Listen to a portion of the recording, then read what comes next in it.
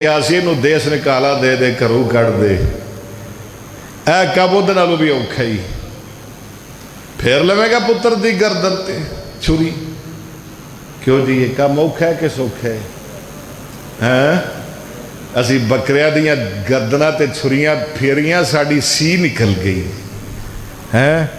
बड़ा तरस आया, रोना आया, या लै तेरे दरबार च पेश हो रहा है ते पुत्रा नूं कोहना ते बड़ा औखा है।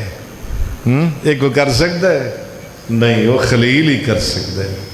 फरमाया ये उहदे नाल भी औखा ही, या अल्लाह कोई डर नहीं, असी भी खलील आ, या अल्लाह सानू भी खलील आंदे ने। फरमाया फिर छुरी,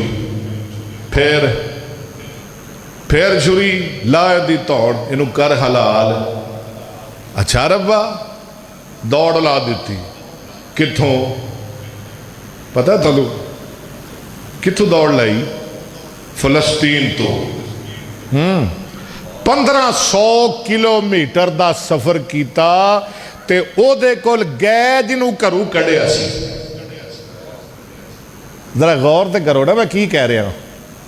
ओदे कोल गै जिन्हों घरों कढ़िया सी,